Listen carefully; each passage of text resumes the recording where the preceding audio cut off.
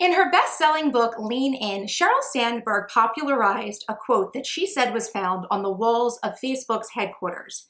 The quote said, "Done is better than perfect." And ever since I read that book several years ago, that quote has really stood out to me because I really find that it is something that addresses two of the biggest issues that I find with people and their productivity. So if you're someone who fails to start projects because you feel overwhelmed before the tasks have even begun, or if you're someone who gets started with a project but then fails to complete it because there's too many tasks or too much work and you get overwhelmed or frustrated or time runs out, then this video is for you. Hello, my charmed ones, and welcome back to my channel for another video. And if this is your first time with me, I'd like to say welcome. My name is Alexis, but I'm also known as Miss Trenchcoat all across the internet. I'm an online entrepreneur who designs and sells digital productivity tools to help you work smarter, not harder. So if that sounds interesting to you, I'll leave some links down below in the description box where you can check out more of my work online, and feel free to download some of my latest free productivity tools over at thecharmedshop.com. So today we're going to be talking about why done is better than perfect and how we can use this quote and keep it in mind when we're dealing with certain situations where we're feeling overwhelmed or feeling like we have too much that we have to do, too much on our plate, and we fail to actually execute or complete on our projects. So like I said, I think that there are two things that this quote actually speaks to. The first thing that I love about this quote is that I really think that it speaks to the sense that people feel like if they're not going to be able to do something perfectly, then they shouldn't do it at all. So if you think about it, done is better than perfect definitely speaks to a sense of perfectionism that many of us struggle with. I think in many ways, people often get held up and will often either push off doing work or starting a project or finishing a project because they think the project needs to be perfect, right? They have this expectation of perfection. Now, I think we all know rationally that perfect doesn't exist. It is basically an opinion that either you hold or someone else holds, and everyone's idea of perfect is going to be different. So it is a little bit superfluous, right, to hold ourselves to a standard where there isn't even a clear measure in what perfect means, right? So what is the point of holding yourself to a standard that doesn't exist? It's completely made up, and everyone's idea of what perfect is going to be different. So by looking to achieve perfect, you're actually already setting yourself up for failure. So that's one of the things I love about this quote, is that it really reminds you that perfect doesn't exist, and it's better to just have things done than to try to knock them out of the park. Now, that doesn't mean that there's not going to be times where you're going to want to put in a lot of effort into a project and make sure it is as complete and as well done as you possibly can put in the effort to do, but it's not going to be something that you're going to be doing every day. Every single task that we do every day doesn't need to be perfect. It doesn't have to be like our best work ever. It just needs to be good enough. It just needs to get done, right? So if you're someone who frequently sees themselves, not taking on work because you're afraid it's not going to be good enough, your results aren't going to be good enough, I want you to keep this quote in mind, because I think it would be a great mantra for you to have in your head and to use and maybe keep in your planner to remind you that it's better to just have things done than to really strive for a unnecessary and unattainable goal and expectation for how things need to be done. Now, the second productivity concept that I think that this quote does an amazing job of speaking to is called the 80-20 rule, or the Pareto Principle. Now, if you're not familiar, the 80-20 rule, it states that 80% of your end result comes from only 20% of your effort. So if you think about that, and this actually is something that I learned back when I worked in Fortune 50 sales.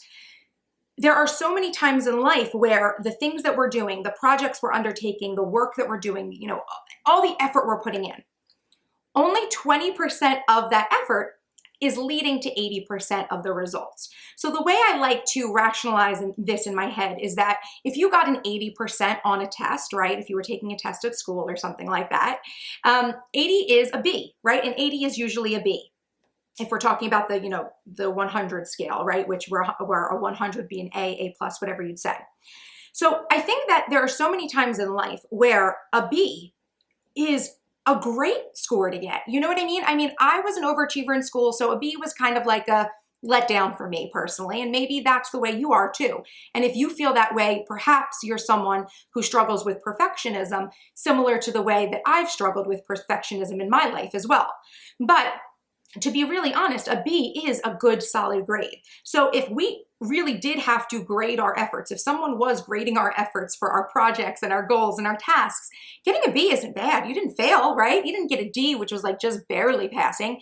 You got a B. That's like a good solid like result, right? So I think that it's really important that we remember that if only 20% of the things that we're doing is resulting in 80% of our result, then we really just need to zero in and focus in on what those essential 20% of tasks are that are going to give us our end result.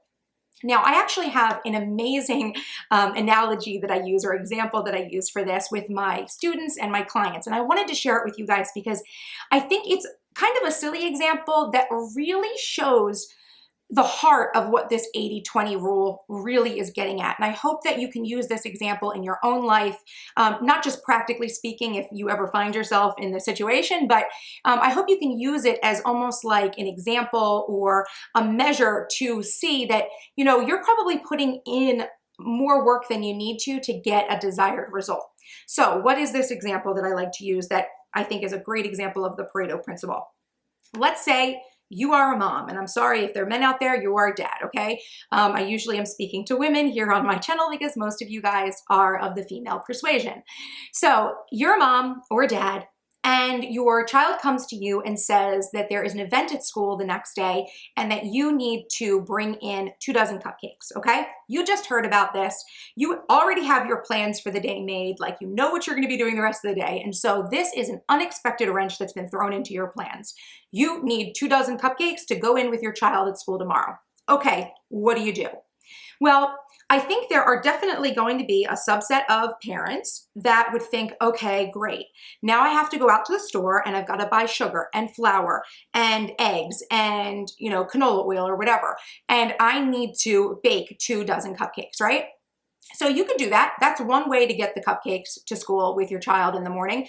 Go out to the store, spend a bunch of money, probably spend, I don't know how long it takes to make cupcakes from scratch because I've never done it. Maybe let's say an hour or more, 2 hours, maybe 3 if we're adding in the grocery shopping and, you know, the cooling time and the time that it takes to perfectly decorate the cupcakes, right? Okay, so you're spending, let's say, 3 hours on this project to get your child 24 cupcakes to go to school with. Okay, that's great. It's wonderful. You handmade 24 cupcakes. Congratulations, you can pat yourself on the back, okay? You've also probably totally thrown off your schedule for the day. Have a whole bunch of fires now that you need to put out because you prioritized this item ahead of other things, and you put in a significant amount of effort where perhaps we know because of the Pareto Principle, most of that effort wasn't necessary, right? Okay, here's person number 2, situation number 2. So the kid comes to the parent and asks and says that they need the 24 cupcakes for tomorrow at school. And this parent is a little more sensible. This parent goes out to the store and buys 2 boxes of cake mix and 2 packages of frosting and I don't know, those disposable cupcake tins, right? Takes what? 15 to 20 minutes to create those cupcakes, let them sit for 10 minutes, and then you ice them, maybe an hour of work, right, for these 24 cupcakes. Okay, so you have spent less time, less effort because you didn't make them from scratch, right? You went and bought the pre-made cupcake mix, and guess what? The result is the same as the person who spent 3 hours or more on the cupcakes because you now have 24 cupcakes as well, right? Okay, well, there's another option too here, right? So the other option would be that your kid comes to you and says that you need 24 cupcakes to come to school in the morning, and you really quickly run out to Costco and buy 24 cupcakes. Takes you 20 minutes. Again, I hope you guys can see where I'm going with this. You have spent even less effort and you have the same amount of result, don't you? You have the 24 cupcakes in any scenario that we look at. You have a result, the end result is still the same. But mom number 1, parent number 1 took 3 hours to make homemade cupcakes. Mom number 2, maybe an hour. And mom number 3, 20 minutes. She picked them up on the way to school when she was dropping her kid off. She swung by the grocery store, the Costco, whatnot, picked up the 2 dozen cupcakes, sent the kid to school with them. So this is a great example, I think, because in this situation, there really are many options for how you can get to the end result, right? You can be the super mom who puts in all of the extra effort, or you can be what I would say is the practical mom who is just going to buy the cupcakes and send the kid to school with them. Now, where you fall on the spectrum, right, of the cupcakes, it's not something where I'm trying to tell you that one of these ways or another of these ways is the right or the wrong answer. For me personally, I would be the mom. I don't have any kids. You guys know that. I am the mom who would just buy the cupcakes, right? Because to me, it's definitely not going to be worth my time to bake cupcakes by scratch, for sure. I don't even know how to do it for what? A group of kindergartners who are just going to, scarf them down, icing all over their face, right? And I'm probably, still a little bit more protective of my time, I would say, than the mom who would even go out and buy the cupcake mix and make them. And it takes like maybe an hour at home, like pretty easily, like the instant cupcake mix. So that's just me personally, right? Like me personally, I would be the mom who buys the cupcakes because to me, the outcome, right, that 2 dozen cupcakes is going to be the same either way. I want to put in the least amount of time and effort because this isn't something that's very important to me, right? It's, maybe important for the school, maybe kind of important to your kid, but in the scheme of life, these cupcakes do not really matter. They're not the place where you need to put in the A+ effort, right? Like the mom who might make them from scratch. Are there times where making the cupcakes from scratch would be very important to you and would be worth your time? Absolutely. I definitely think there are times where putting in the extra time and effort and quality and, doing the hand making of the cupcakes is going to be important. But for the last minute school event, this may not be the time, especially if you don't have the time in your schedule to devote to it. So again, I want you guys to think about where you fall in the spectrum. And I want you to apply this to other situations in your life where literally the kind of grab and go option is going to give you the result that you need to achieve without putting too much of a burden on your time and energy. And I think there are so many different places where there are really what I would call low-hanging fruit, right? And this is like a term that I learned in my corporate days. Low-hanging fruit means that there are just easy wins, right? Like there are just ways that you can save yourself time and energy that are like probably hidden in your day. And maybe they're actually not hidden. They're low-hanging fruit. So they should be pretty obvious, but to you probably aren't seeing them. You've got the blinders on because you're thinking about things in terms of putting in your best effort and how much time and energy it's going to take you to work on a project so you don't even start it, right? Or you get paralyzed halfway through it, like mentally, and then you don't finish it. Why? Because we get overwhelmed with the concept of the work and the amount of work. So we should really just focus on how we can achieve our end goal as quickly and easily as possible. And I know there's going to be many people who are probably going to say to me, like, how do you do this, Alexis? This is something where I may have to try to make a more in-depth video, but it is something where you are going to need to look at your work and see where there are extra things that you are doing that don't need to be done. And people often ask me, they say like, Alexis, I have a job where I'm being assigned tasks by my boss or by coworkers or whatnot, and I can't say no to their tasks. I can't just not do the tasks. Maybe, maybe not. I've been in the situation where I've worked for other people before in the past, a corporate job where many times projects and tasks were put on me. They were just things that were always done, and therefore Alexis was now expected to continue getting them done. But I think that if you really ask why you're doing something, and I know you may think like, oh, I'm just, a coordinator. Why would I ask my boss why we need to get this done? But I think that if you engage in your job and really understand the reason why your boss is looking for you to do a certain project or run a certain report or complete a certain set of tasks, I think that's going to help you actually find the root cause of what they're looking for, right? Because they've got an end result too. A lot of times other people who ask you to do work for them because you're an employee or you are a spouse or you're their mom or you're their friend or their sister or their daughter, they have an end result in their mind. And there are very often many different ways we can get to that end result. There are many different ways we can get those 24 cupcakes. So if we have a good understanding of what the end result is that they're trying to achieve, we can then empower ourselves to find other solutions, right?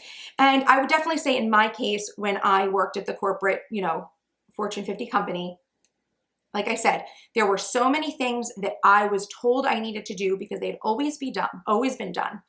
And when I finally started asking questions, right? Like, why are we doing this? What is this for? And you just kind of do it like, oh, that's okay. That's interesting. Boss, I'd love to know more about my role and the way that our company works. Could you take a minute to let me know what it is that this is going to be used for so I, get a better understanding and I can do my task better, right? Sometimes if you put it like that, they're more than happy to give you extra details, right? Because they're hoping that you'll be able to do your work better because you'll understand things better. We know this. When people understand their work, they always do better at it, right? Because they know what they're going for. So if you are inquisitive, ask the people in your life who are assigning you tasks, what it is that it's for, what the goal is, try to understand its place and its purpose and why effort is being spent on it. Then I bet you with a little bit of research or digging or just sitting there and thinking, you may actually be able to find other ways to accomplish the end result that are easier. Or you may find, this big report that they want me to make or this big project they want me to make, they want me to do, or this big PowerPoint presentation, maybe if I find what the reason is, what the purpose is, instead of making like a 60-slide presentation, I can make it a 20-slide presentation. Or I can make a 1-page cut sheet, like a sales sheet for my boss instead of an entire presentation, because let's be honest, how many of us have sat through presentations at work where we're just like not paying attention and it's like an hour's gone by and they could have like condensed all the information into a quicker presentation or a 1-piece cut sheet where we could just take the information with us and go along our merry way. We all have seen these sorts of examples in real life. So I think that the way we make these changes and figure out what that 20% is that's going to give us that 80% result is by asking questions, understanding our work, and understanding what the expectations and results that other people are looking for are, so that we can meet them on the easiest way possible. Ask why you're doing them, understand why you're doing them, and look for a better solution.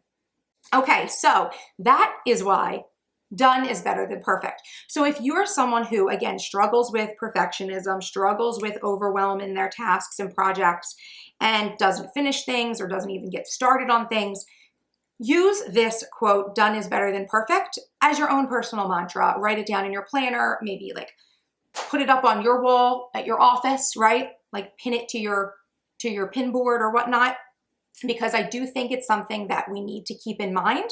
And I think that when we see how simple it can be to achieve a certain end or to complete certain work, we then are more eager to get the work done. And instead of being in the situation where we're overwhelmed and don't want to start, we find that the opposite becomes true, that we're so excited that we found the hack, right? Or that we found the simpler way or the shortcut that we can't wait to actually do it, right? That is how I am. I hope that's how you guys are as well. And I hope that this quote really puts the 80-20 rule, the Pareto Principle, and the idea of perfectionism into context for you so that you are able to overcome those issues and move forward productively in your life.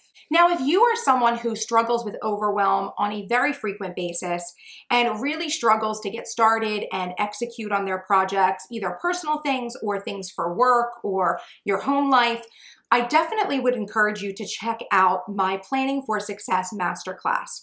So if you guys are not familiar, I have a number of video masterclasses available in my shop, thecharmshop.com. And I think that specifically the Planning for Success Masterclass is one that's very good at helping you guys understand your priorities, to really zero in on your goals and then how to map out your plans without feeling too much overwhelm, right? Really reducing the overwhelm in your life wherever possible.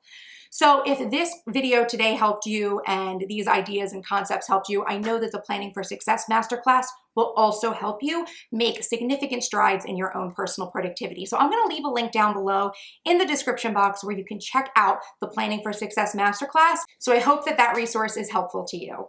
So I want to hear from you now down in the comments. What does this quote, "Done is better than perfect," mean to you? How do you plan to apply this quote, this mantra to your life? I want to hear your suggestions, your personal stories down in the comments. Now, if you enjoyed this video, make sure to give it a thumbs up and feel free to share it across social media.